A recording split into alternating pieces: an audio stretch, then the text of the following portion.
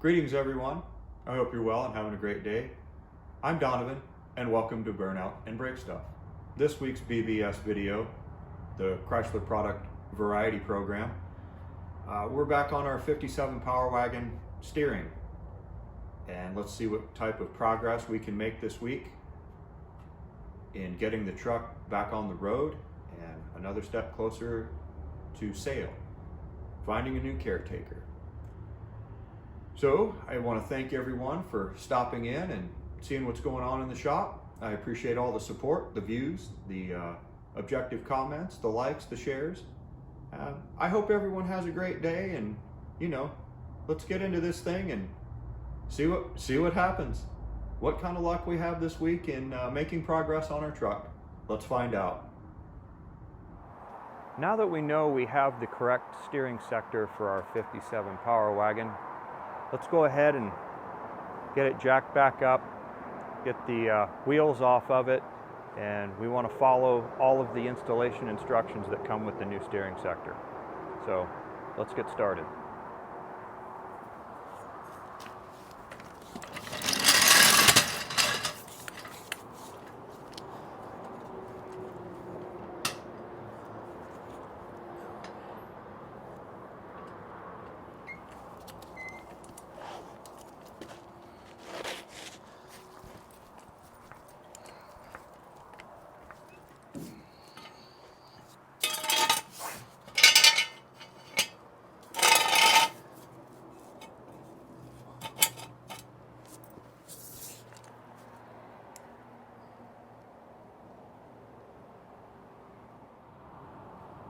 Next up, I'm going to get the wheels off now that we're up in the air and the axle supported on stands. It's going to facilitate more access to the steering sector, the pitman arm, and our drag link, as well as following the instructions when we go to bleed the power steering pump. The instructions call for no load on the wheels. So we want to be able to steer it left lock, right lock, without any load on the wheels to overtax our pump and our sector. So let's get this off of here.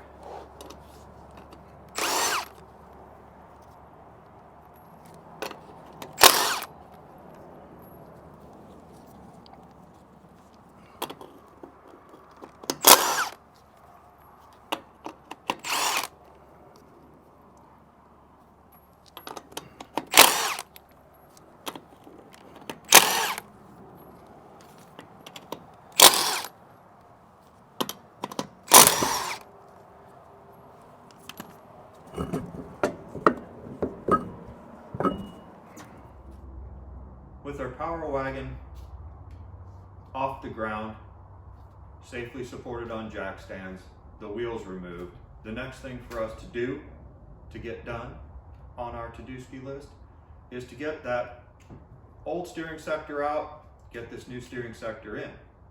But before we do that, what we're going to do with this one is we're going to wipe it down with some lacquer thinner, and then we're going to take our Duplicolor DE 1634 low gloss black and this new sector and slow down the rust. So at least it'll be a clean install on an old truck. So I just want to slow down the rust, that type of a thing. So let's go ahead and get this stuff done. While we're painting on this, between the coats, we'll be getting the steering sector out. Sounds like a plan, right? So let's get to it. 2 steering sectors, 1 can of paint. I'm multitasking. The steering sector for our 68 Dart GT convertible came in from Firmfield. Figured I'd put some paint on it and then tuck it away in the back of the car until we get to that project. Our 57 Power Wagon steering sector, a little bit of paint. So let's get to it. Let's get our first coat of paint on here, and then while that sets up, let's go see about getting that power steering sector out.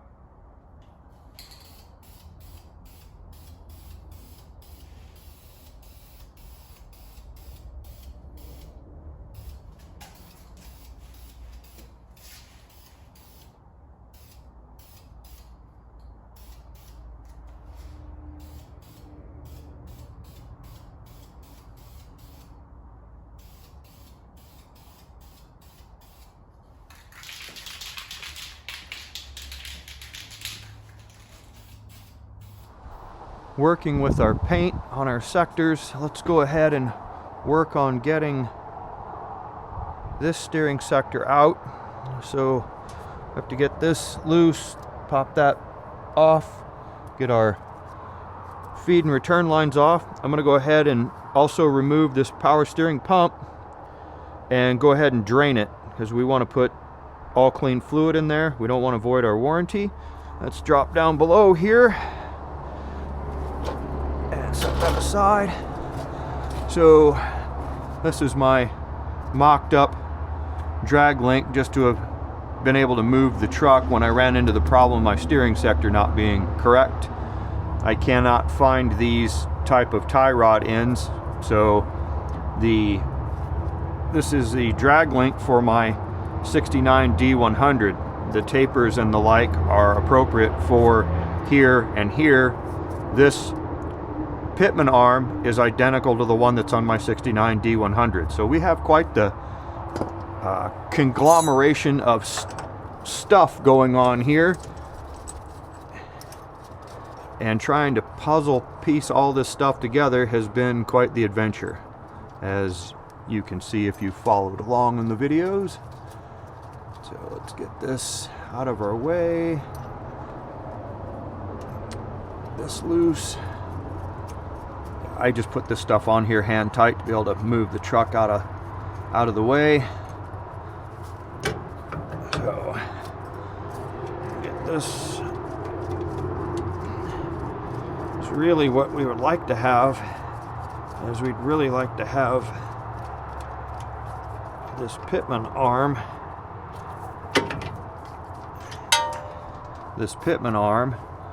and this drag link here, if you will,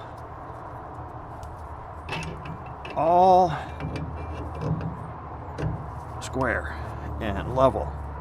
Now I can't remove this because this sets the bearing preload on our steering knuckle, so I would have to cut this off and raise it up, or cut it, bend it, heat it, bend it, that type of thing. I don't really want to change anything, for the most part, the way the factory put it together. I don't want to make custom parts, but unfortunately I think we're going to get into a custom part here. When we're going to drop this down, we have to keep all of this suspension movement in mind so we don't bind anything up. So it's been quite an adventure, a learning adventure, I say. So let's get this out of the way. Set that over there. Let's see what's next up. Get this going.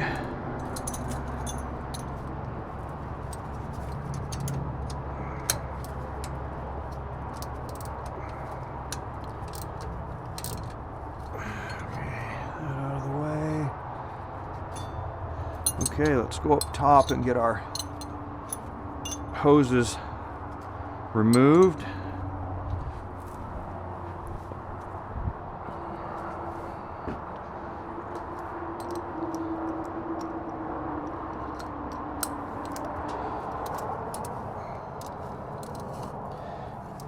There we go.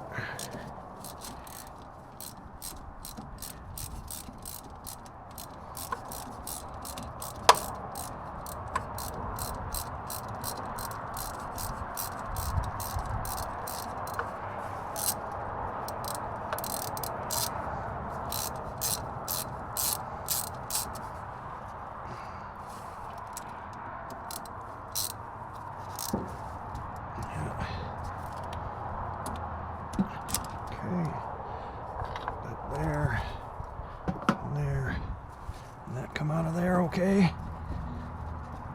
Wow, nice, okay. And then we're gonna break our hoses free here using a flare wrench or a line wrench. We don't want to round over any of our fittings. And looks like our bucket is, for catching the stuff, is not quite where it needs to be. Let me push it under.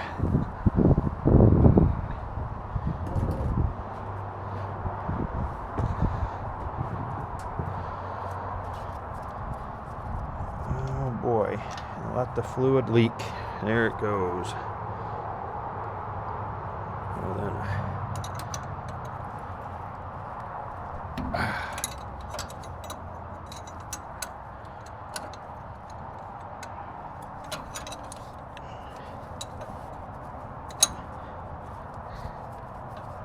Okay.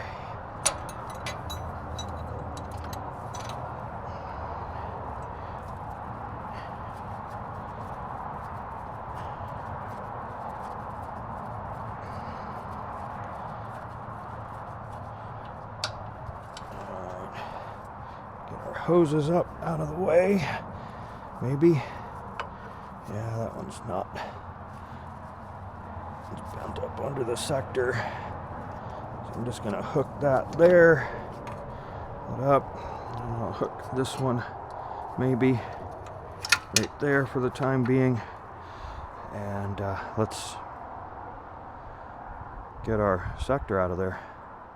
Okay, let's go ahead and get our power steering pump out of the way so we can drain it into our drain pan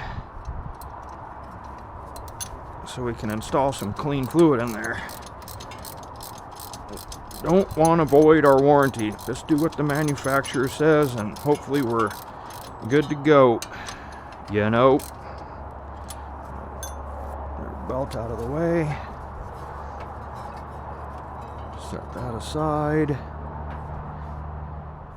With our power steering pump removed, let's go ahead and go down below and get our fasteners loose for our sector and get it out of the way. Okay, let's get these loose. Making a mess, making a mess. That's what I do. Making a mess. Okay.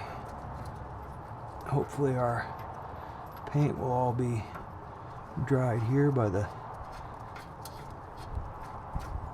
end of the day or later, you know, something along those lines.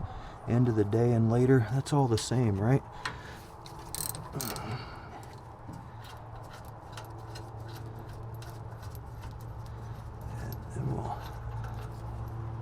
Get the replacement installed and making some progress.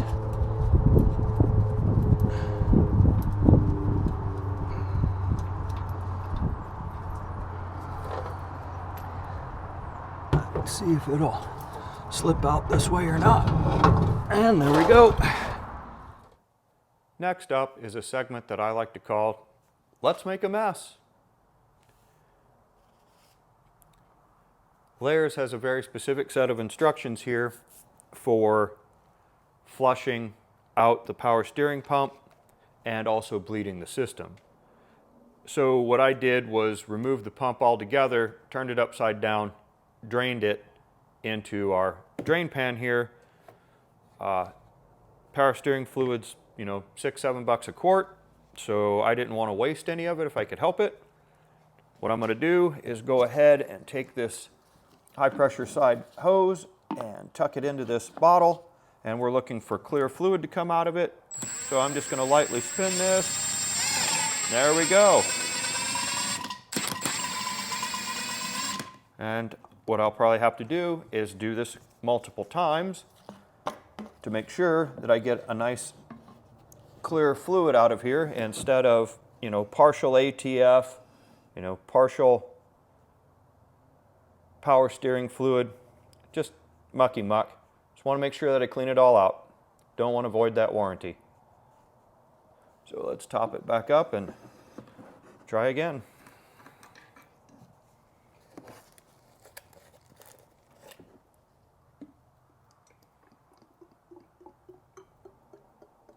Thirsty.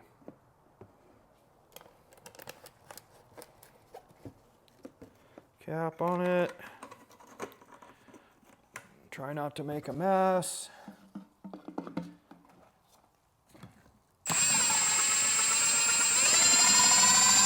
There we go. That's looking pretty good for, comparatively speaking. Yeah, it's looking much better. So yeah, we'll rinse and repeat until we get it nice and clear. Then we'll go install it on the truck. With nice clean fluid out of our pump and a hose attachment to keep our pump from leaking the best we can, let's go ahead and get this installed on the truck.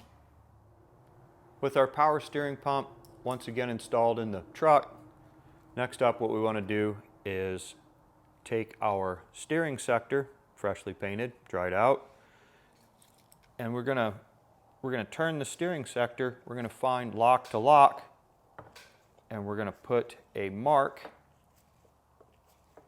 on far left lock, far right lock, and then we're gonna divide the distance between the two in the end to center up our sector shaft, because we don't want to run the steering sector to either end of its full play. We want the axle to stop that. So we're centering this up before we install it in the truck again. We'll know where to put the steering wheel, that type of thing. So let's finish this adjustment and get the sector on the truck. With our steering sector now moved all the way to left lock and then right lock, and then turning it back halfway. It's 4 turns lock to lock, so we turn it back 2 turns and divide the difference. I hope you can see that. I can see it okay, but sometimes the cameras aren't all that forgiving. Okay, let's go install this in our truck.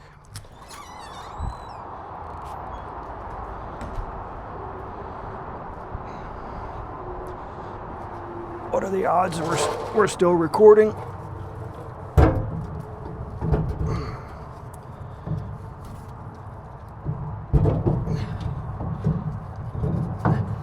Okay, that looks good. Snugged up in there.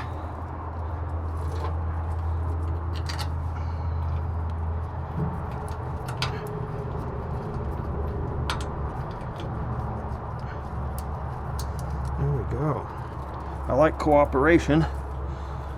Figured the first time it cooperated so easily that something must have been wrong, and well, you know. That's where we are now. Okay, where are you? Way up in there, hidden away.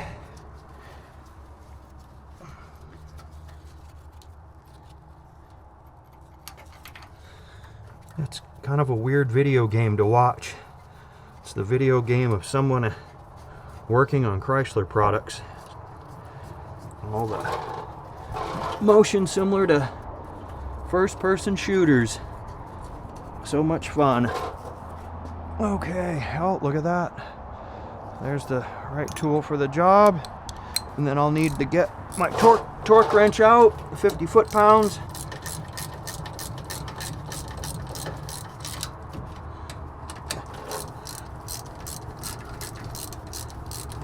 Oh yeah, having so much fun. Delicately move the yonder brake line out of the way.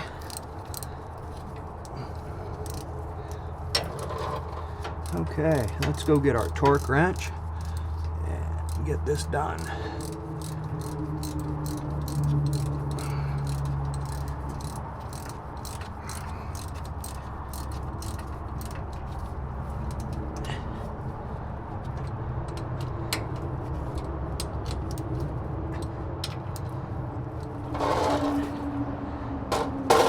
All right, looks pretty. Now, after some some hacksawing, we've cut down our adapter here for our power steering sector, cut down our pitman arm, and we'll address cleaning this up. But what I'm looking for now is to probably hang a plumb bob so I can run a center line down through the center line of this drag link that we need to burn together. So that's what I'll end up doing there, is centering that up, bringing it back into the shop with some marks on it, clamp it down on the fab table, and weld it up. I've got my extra set of hands here holding these things together. Here's my 69 D100 drag link, and what I want to make sure that I do is get all of these ball joint arrangements perfectly centered and square, left and right on here. And then I have to be concerned also about the offset here with how I get from over here into this offset to our pitman arm. So that's what I'm working on next. Let's get that figured out and get it going. With our plumb bob and string installed, we can now get a center line from our output of the steering sector through the center line of our pitman arm that we have to fabricate. Next up, we'll bring it into the shop, clamp it down on the table, and get it tack welded together. And then once we've determined it's centered properly, we'll go ahead and gusset it up, weld it up, and get it permanent. All right, let's get. With our plumb bob alignment done on our replacement pitman arm, what I like to do is, since I don't weld every day, I've been welding since high school, but I don't do it every day. What I like to do is take some practice pieces of similar nature and do some test welding on it. Get some coupons, some blanks out, and run the welder.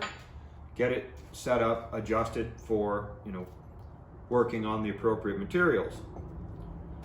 Well, I got the welder out and started to work with it, and it won't make any welds other than excuse me, these spongy, porous looking welds, even though it has gas coverage on it, because the welds look like they're just missing gas coverage.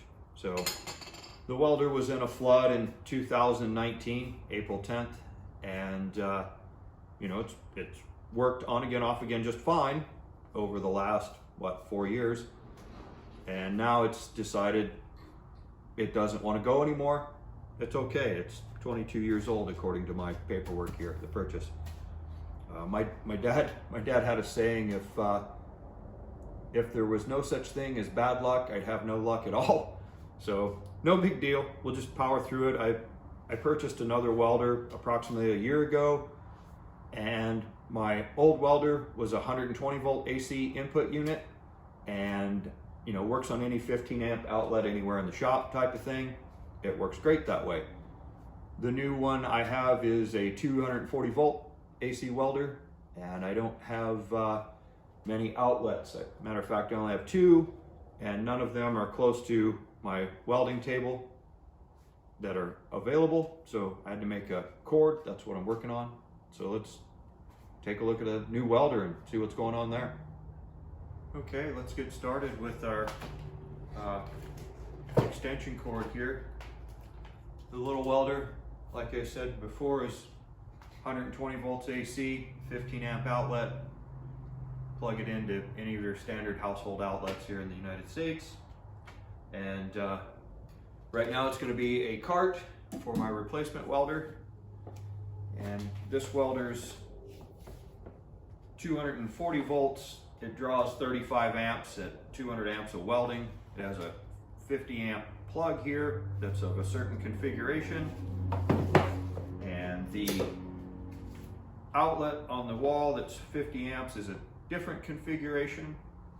And since the outlet on the wall is on the opposite side of the shop from where I'd be doing my welding, I bought 25 feet of number 10 stranded 3 conductor outlet box for this plug-in, and a plug for the opposite end.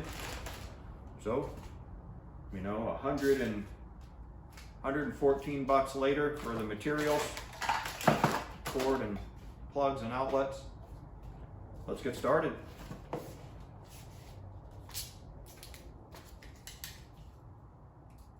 With our receptacle removed from the packaging and our plug removed from the packaging, all of our materials laid out, we have our outer jacket stripped back to the appropriate lengths. Let's go ahead and strip off the individual conductor's insulation and get our plug and receptacle or outlet put together. Let's get this cord finished.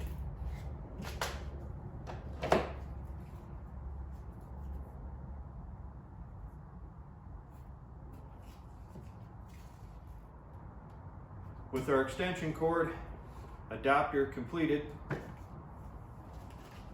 continuity test performed to make sure that we have good low resistance. All of our contacts are in the appropriate places and they're not touching anywhere amongst one another.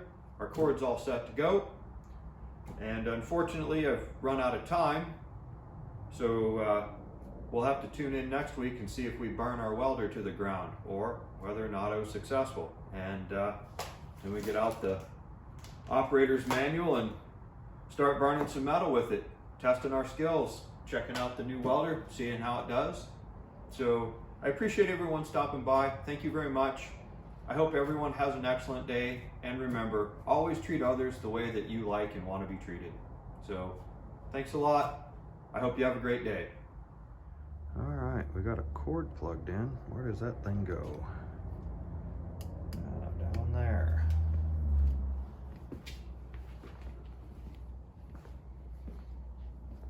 Oh, there we go.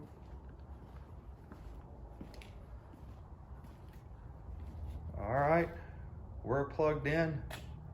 Moment of truth. Do we burn this welder to the ground, or does it start up and function the way it's supposed to? Let's find out.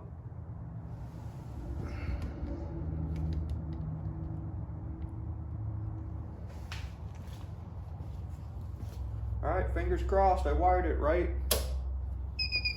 Oh, squeak, squeak, squeak.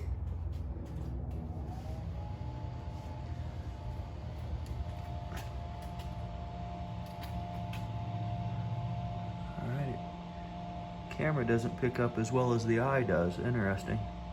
Well, it's on. There's a manual. Of course, I'll read it, of course. That's what I do. I'm one of those dummies that reads the manual. And then I'll also hit up this QR code right here and check out their video manual on it. All right. On to the next step.